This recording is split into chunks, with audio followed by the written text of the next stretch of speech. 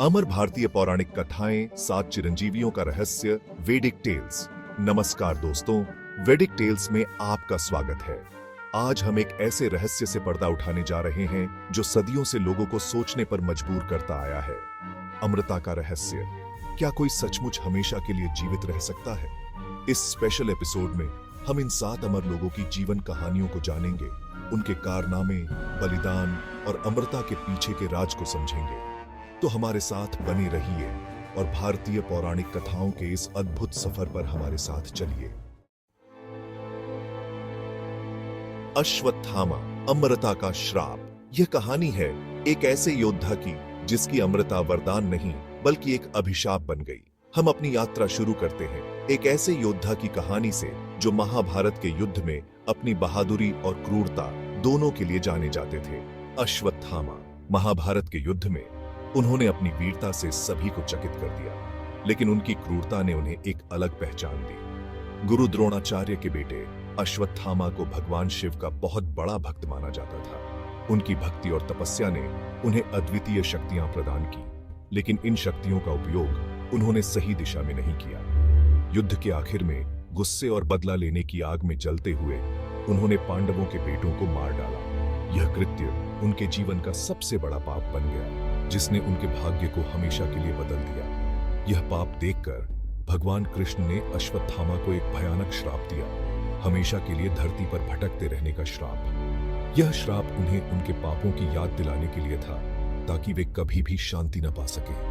अश्वत्थामा, मेरा अमर जीवन एक वरदान नहीं बल्कि एक श्राप बन गया है, जो मुझे मेरे किए की याद दिलाता रहता है। हर दिन हर पल मुझे अपने पापों का सामना करना पड़ता है। कहते हैं कि आज भी मैं इस धरती पर भटकता हूँ। मेरे घाव कभी नहीं भरते, मेरा दर्द कभी कम नहीं होता। यह दर्द और पीड़ा मुझे हर दिन याद दिलाते हैं कि मैंने क्या खोया और क्या पाया। क्या यही अमृता का असली मतलब है? क्या हमेशा के लिए जीना एक आशीर्वाद है या एक श्राप? खासकर जब आप अपनी गलतियों के बोझ तले दबे हों। अमृता का यह अभिशाप हमें यह सोचने पर मजबूर करता है कि क्या अनंत जीवन वास्तव में एक वरदान हो सकता है। अगले एपिसोड में हम एक और चिरंजीवी महर्षि वेदव्यास की कहानी जानेंगे, जिन्होंने अपने ज्ञान से दुनिया को बेहतर बनाया। उनकी कहानी हमें यह सिखाएगी कि सच्ची अमृता ज्ञान और सद्गुणों में निहित है। महर्षि वेदव्यास, ज्ञान का अवतार। आज हम एक ऐसे महाज्ञानी की बात करेंगे जिनके बिना भारतीय दर्शन अधूरा है। महर्षि वेदव्यास। वेदव्यास, जिन्हें कृष्ण द्वैपायन वेदव्यास भी कहा जाता है, को महाभारत जैसे महान ग्रंथ और वेदों का रचयिता माना जाता है। कल्पना कीजिए, एक ऐसी विभूति जिसने न केवल महाभारत जैसा विशाल ग्रंथ लिखा हो, बल्कि 18 पुराणों और 4 वेदों को भी इकट्ठा किया हो। महर्षि वेदव्यास।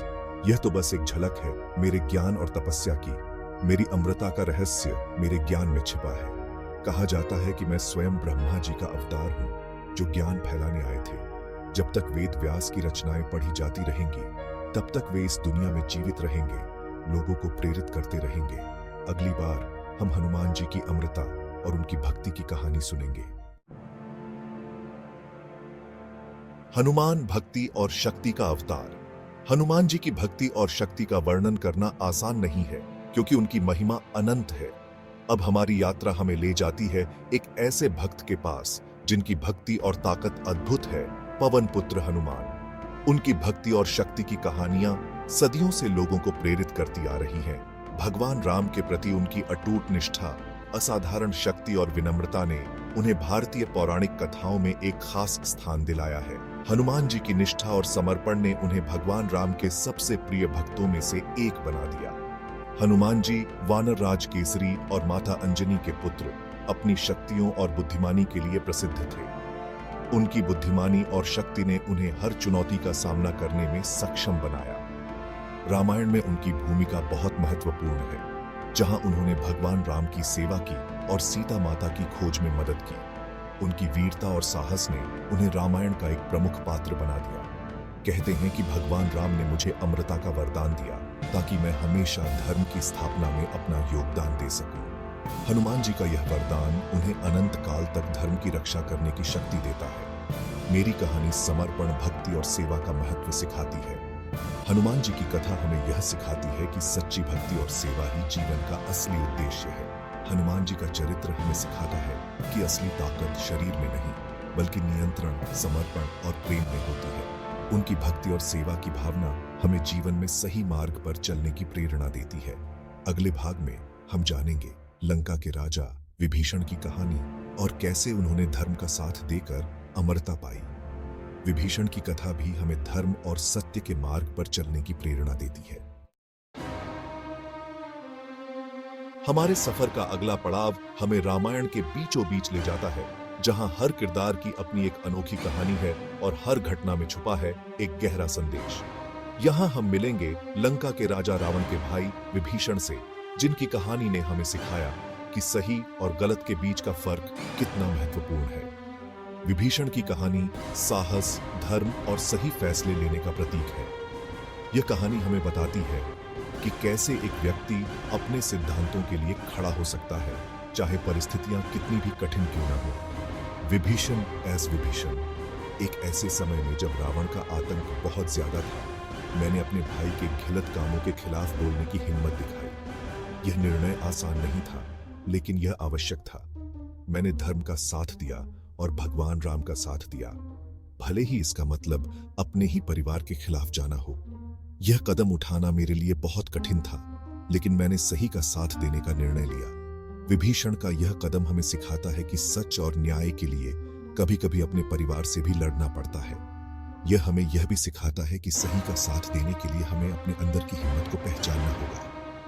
उनकी कहानी हमें यह भी याद दिलाती है कि बुरे कामों का साथ देने से बेहतर है कि हमेशा अच्छाई का साथ दें, चाहे कुछ भी हो। यह हमें यह भी सिखाता है कि अच्छाई का रास्ता हमेशा आसान नहीं होता, लेकिन यह सबसे सही होता है। विभीषण की कहानी हमें सिखाती है कि सच्ची अमरता सिर्फ जिंदा रहने में नहीं, बल्कि हमारे आदर्शों और हमारे द्वारा लिए गए फैसलों में होती है। यह हमें यह भी सिखाती है कि हमारे निर्णय ही हमें अमर बनाते हैं। अगले एपिसोड में हम भगवान विष्णु के अवतार परशुराम की कहानी और उनके अमरता के रहस्य को जानेंगे। यह कहानी भी उतनी ही रोमांचक और प्रेरणादायक है जितनी विभीषण की। आज हमारी मुलाकात होगी भगवान विष्णु के अवतार परशुराम से, जो शक्ति, धर्म और साहस के प्रतीक हैं। परशुराम का जन्म बुरे लोगों से धरती को बचाने के लिए हुआ था। उन्होंने 21 बार पृथ्वी को बुरे राजाओं से मुक्त कराया, जो उनके साहस और न्याय का प्रमाण है। परशुराम भगवान शिव के शिष्य थे, जिन्होंने उन्हें दिव्यास्त्रों का ज्ञान और शस्त्र चलाने की कला सिखाई। परशुरामा, उनके पास एक खास परशु था जो उन्हें भगवान शिव ने दिया था, इसीलिए उन्हें परशुराम कहा जाता है। परशुराम की अमरता केवल उनके शरीर तक सीमित नहीं है, बल्कि उनके आदर्शों और उनके द्वारा स्थापित धर्म में है, जो हमेशा लोगों को राह दिखाता रहेगा। अगले एपिसोड में हम जानेंगे कृपाचार्य की कहानी, जो महाभारत युद्ध के बाद भी जीवित रहे। आज हमारी यात्रा हमें महाभारत के युद्ध क्षेत्र से उस समय में ले जाती है जहां धर्म और कर्म का बहुत महत्व था। हम बात कर रहे हैं कृपाचार्य की, जो अपनी निष्पक्षता, ज्ञान और अच्छे चरित्र के लिए जाने जाते थे। गुरु द्रोणाचार्य के भाई कृपाचार्य कौरवों और पांडवों दोनों के गुरु थे। महाभारत के युद्ध में जहां रिश्ते टूट रहे थे, वफादारी की परीक्षा हो रही थी, कृपाचार्य ने धर्म का साथ दिया और युद्ध के नियमों का पालन किया। कृपाचार्य की कहानी हमें सिखाती है कि सच्चा ज्ञान वो है जो हमें सही और गलत में फर्क समझने और हमेशा सही का साथ देने की प्रेरणा दे। अब हम अपने अंतिम चिरंजीवी महर्षि मार्कंडेय की कहानी की ओर बढ़ाते हैं, जिन्होंने अपनी भक्ति से मौत को भी हरा दिया। अंत में हमारी यात्रा हमें ले जाती है भक्ति और विश्वास की एक अद्भुत कहानी की ओर। यह कहानी है महर्षि मार्कंडेय की, जिन्होंने अपनी भक्ति से यमराज को भी हरा दिया। मार्कंडेय जी भगवान शिव के बहुत बड़े भक्त थे। उन्हें बचपन से ही पता था कि उनका जीवन छोटा होगा, लेकिन उनकी भक्ति कम नहीं हुई। जब यमराज उन्हें लेने आए, तब मार्कंडेय जी ने शिवलिंग को कस के पकड़ लिया और प्रार्थना करने लगे। उनकी भक्ति देखकर भगवान शिव प्रकट हुए और यमराज को वापस जाने का आदेश दिया। मार्कंडेय जी की कहानी हमें सिखाती है कि सच्ची भक्ति और विश्वास से कुछ भी संभव है। तो दोस्तों, ये थीं 7 चिरंजीवियों की कहानियां। जो हमें बताती हैं कि सच्ची अमरता हमारे कर्मों और हमारे द्वारा छोड़े गए निशान में होती है। तो दोस्तों, ये थे भारतीय पौराणिक कथाओं के साथ चिरंजीवी, जिनकी कहानियां हमें साहस, त्याग, भक्ति, ज्ञान और धर्म का पालन करने की प्रेरणा देती है। अगर आपको यह वीडियो पसंद आया हो तो इसे लाइक और शेयर जरूर करें और वैदिक टेल्स को सब्सक्राइब करना न भूलें, ताकि आपको ऐसी ही और भी कहानियां मिलती रहे।